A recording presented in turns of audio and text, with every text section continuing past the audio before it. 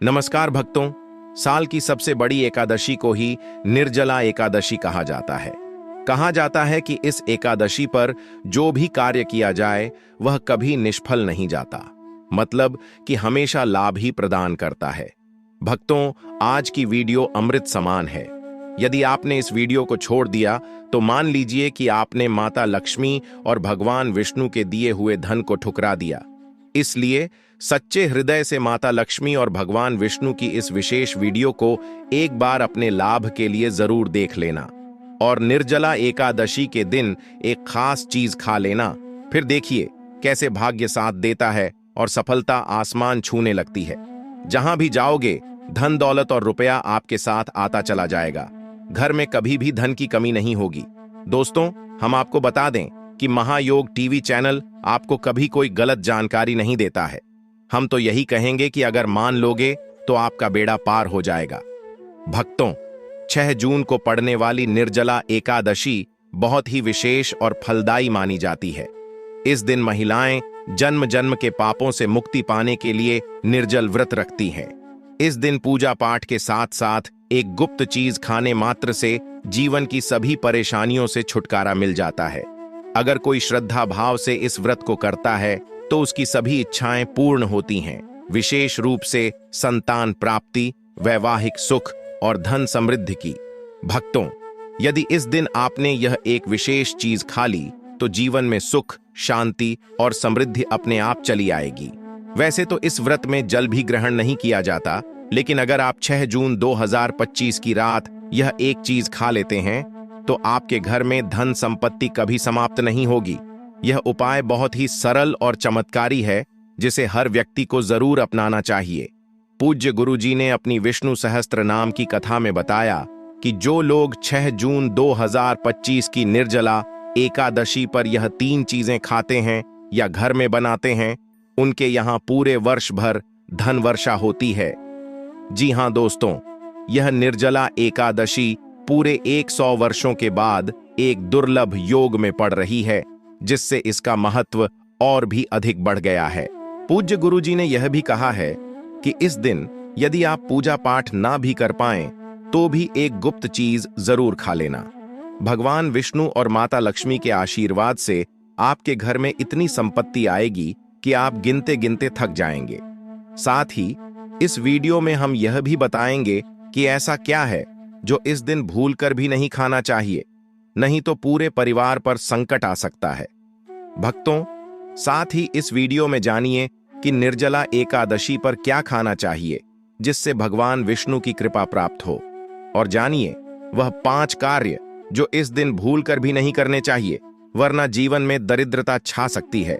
हम आपको बताएंगे कि अगर आप इन चीजों का दान कर देते हो तो आपके घर में कभी भी धन की कमी नहीं होगी। तो कृपया इस वीडियो को पूरा देखें, अधूरा न छोड़ें। अधूरी जानकारी आपके जीवन को अधूरा बना सकती है। भक्तों, इस बार की निर्जला एकादशी 144 वर्षों के बाद अत्यंत शुभ योग में आ रही है। इस दिन किया गया कोई भी उपाय कभी निष्फल नहीं जाता। भाइयों और बहनों, इस बार की निर्जला एकादशी अत्यंत पुण्यकारी योग में पड़ रही है। स्मार्त संप्रदाय के अनुसार यह पावन व्रत शनिवार 7 जून 2025 को रखा जाएगा। वहीं वैष्णव संप्रदाय के अनुसार यह व्रत रविवार 8 जून 2025 को रखा जाएगा। दोनों ही तिथियों का अपना अलग महत्व होता है, लेकिन भक्त अपने अपने संप्रदाय अनुसार व्रत करते हैं। अब बात करें व्रत पारण यानी उपवास समाप्ति की, तो स्मार्त व्रत पारण का समय 8 जून की सुबह 5:23 से 4:31 तक का है।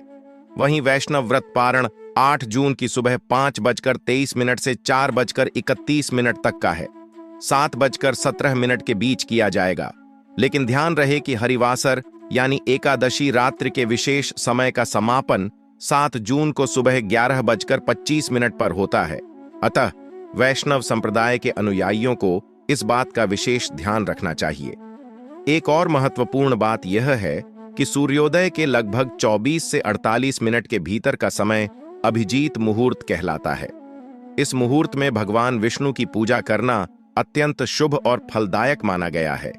इसी समय किए गए जप, ध्यान और अर्पण से भक्त को विशेष लाभ प्राप्त होता है। अब बात करें इस व्रत के महत्व की, तो यह एकादशी साल की सभी एकादशियों में सबसे कठिन और सबसे श्रेष्ठ मानी जाती है। इस दिन केवल अन्न का ही नहीं बल्कि जल का भी त्याग किया जाता है और यही कारण है कि इसे निर्जला एकादशी कहा गया है। पौराणिक मान्यता के अनुसार महाभारत काल में जब भीमसेन सभी एकादशी व्रतों का पालन नहीं कर पाते थे, तो उन्होंने महर्षि व्यास जी के कहने पर केवल एक दिन का उपवास करके साल भर की सभी एकादशियों का पुण्य प्राप्त किया और वही व्रत भीमसेनी एकादशी कहलाया। इस दिन किया गया हर एक पुण्य कर्म जैसे दान, जप, ध्यान और व्रत सामान्य दिनों से कई गुना फलदायक होता है। यह व्रत आत्मशुद्धि, संयम और प्रभु भक्ति का अद्वितीय संगम है। इस दिन प्रातःकाल उठकर स्नान कर लें और स्वच्छ वस्त्र पहनें। फिर अपने घर के मंदिर को अच्छे से साफ करें और उसमें गंगा जल का छिड़काव करें। इसके बाद भगवान विष्णु और माता लक्ष्मी की मूर्ति या चित्र को पीले वस्त्र पर स्थापित करें। अब चंदन, अक्षत, फूल, तुलसी दल, दीपक, धूप और नैवेद्य अर्पित करें। फिर ओम नमो भगवते वासुदेवाय मंत्र का जाप करें और भगवान विष्णु का ध्यान करें। यदि संभव हो तो विष्णु सहस्त्र नाम का पाठ करें या गीता का अध्याय पढ़ें। पूजा के अंत में शुद्ध घी का दीपक जलाकर आरती करें और प्रभु से घर परिवार की सुख शांति और समृद्धि की कामना करें।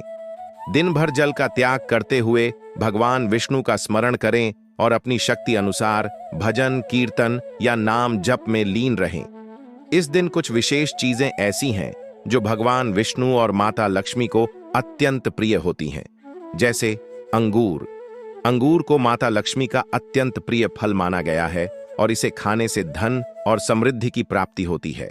इसके अलावा केला, आम, पपीता और नारियल जैसे फल भी इस दिन विशेष रूप से अर्पित किए जाते हैं। अगर फल उपलब्ध न हो तो आप मिश्री या किशमिश से भी व्रत का पालन कर सकते हैं। गन्ना, गुड़ और चने की दाल भगवान विष्णु को अत्यंत प्रिय माने गए हैं। इन्हें अर्पण करना शुभ होता है। वहीं मखाने माता लक्ष्मी को अर्पित किए जाते हैं और इस दिन मखाने की खीर बनाकर भगवान को भोग लगाना बेहद फलदायक होता है। इस दिन दूर्वा घास भी विशेष महत्व रखती है। आप इसे भगवान गणेश को अर्पित कर सकते हैं और अगर ग्रहों का अशुभ प्रभाव हो तो दूध चावल से बनी खीर विशेष रूप से लाभकारी होती है। लेकिन अब ध्यान दें कि इस दिन कुछ चीजें ऐसी भी हैं जिन्हें भूलकर भी नहीं खाना चाहिए, जैसे नाशपाती, क्योंकि इसके नाम में ही नाश छिपा है और यह फल माता लक्ष्मी को अर्पित नहीं किया जाता। इसके अलावा मांस, मदिरा, प्याज, लहसुन और कांटे वाली सब्जियां जैसे भिंडी, बैंगन आदि भी इस दिन पूर्णतः निषेध हैं। इस दिन कुछ विशेष नियमों का पालन न करने से व्रत का पुण्य क्षीण हो सकता है। सबसे पहला है झूठ बोलना। निर्जला एकादशी के दिन बोला गया झूठ कई जन्मों तक हमारे कर्मों को प्रभावित करता है। दूसरा है क्रोध करना। इस दिन यदि आप क्रोधित होते हैं तो व्रत का प्रभाव कम हो सकता है। तीसरा, मांस और मदिरा का सेवन पूर्ण रूप से निषेध है। चौथा, कांटे वाली सब्जियां खाना जो तामसिक गुण को बढ़ाती है। और पांचवा, चोरी, छल कपट और किसी का दिल दुखाना। इन पापों से व्रत का फल नष्ट हो जाता है।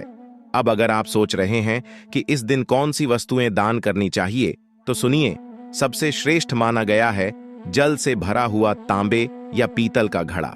इसके अलावा छाता जो धूप से किसी की रक्षा करता है, चावल, गुड़, शरबत, मौसमी फल, इन सभी का दान इस दिन विशेष फल देता है।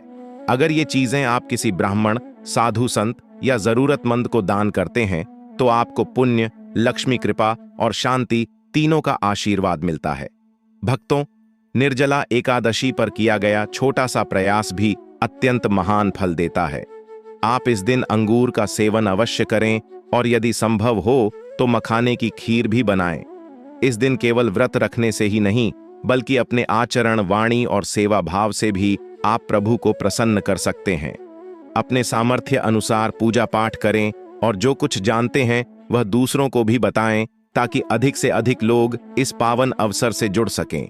और हाँ, एक छोटी सी विनती, इस दिन नारायण शब्द को अपने हाथ से जरूर लिखें या पढ़ें। यह एक शब्द ही आपके जीवन के सारे संकट दूर करने में सक्षम है।